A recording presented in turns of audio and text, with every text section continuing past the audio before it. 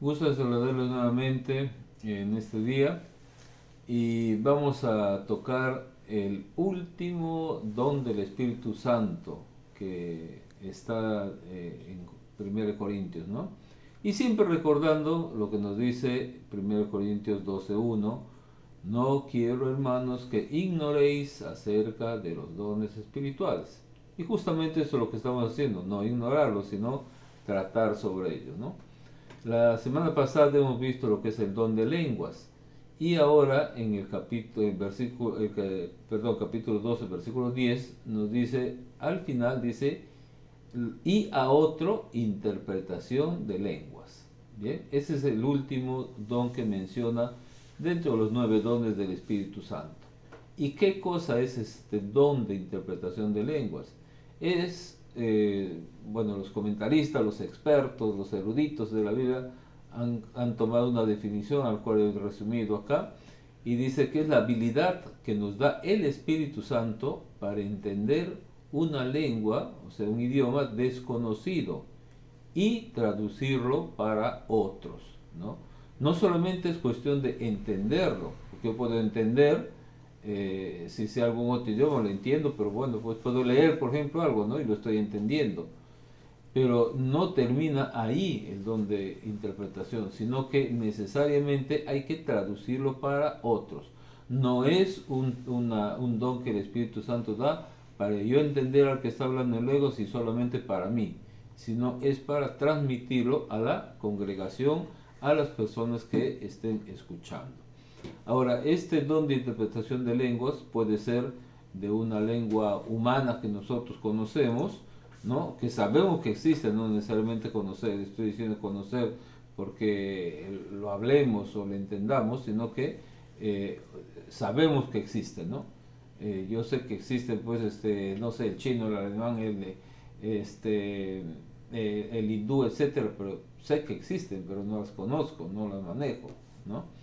Entonces, ese don es para poder interpretar ya sea una lengua humana o también lenguas angelicales, ¿ya? Porque si la persona comienza a hablar en lenguas, es probable de que si el Espíritu Santo lo ve por conveniente, dé el don de interpretación a alguna persona porque quiere hacer llegar un mensaje a las personas que están ahí o a la congregación en general, ¿no? Obviamente que, como siempre, como dice al inicio, el propósito de todo estos don de lenguas es edificación de la iglesia. Por lo tanto, si una persona comienza a hablar en lenguas, va a haber un intérprete. Ojo que no puede funcionar el intérprete solo, ¿no? Porque si no, ¿qué interpretaría?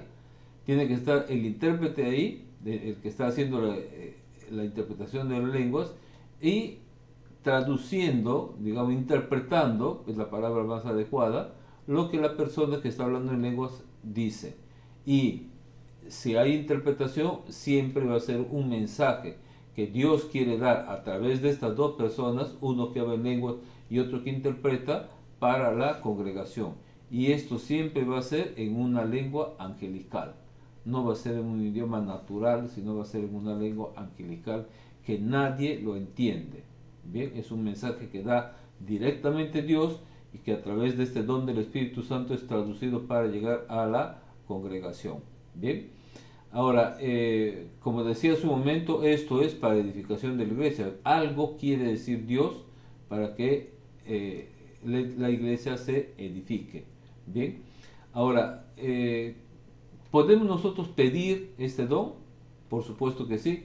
En 1 Corintios 14, el versículo 13 dice: el que habla en lengua extraña, pida en oración poder interpretarla. Mire, dice, pide en oración. O sea, no es cuestión de que solamente uno se pueda desear, sino que también se puede pedir. Yo quiero este don, Señor, porque si yo hablo en lenguas, me edifico yo solo, dice la palabra en Corintios. Pero si hay una persona que interpreta, entonces ya se va a edificar la iglesia, que eso es el propósito de Dios, ¿no? Inclusive dice de que si alguien habla en lenguas y no hay quien interprete, lo mejor es hablarlo solo delante del Señor, porque solamente se va a edificar él mismo, ¿no? Inclusive, si no tiene el don de interpretación la misma persona, lo que va a hacer es edificar su espíritu, pero su intelecto, su manera de ser normal, digamos, humana, no se va a edificar porque simplemente no va a entender lo que está hablando.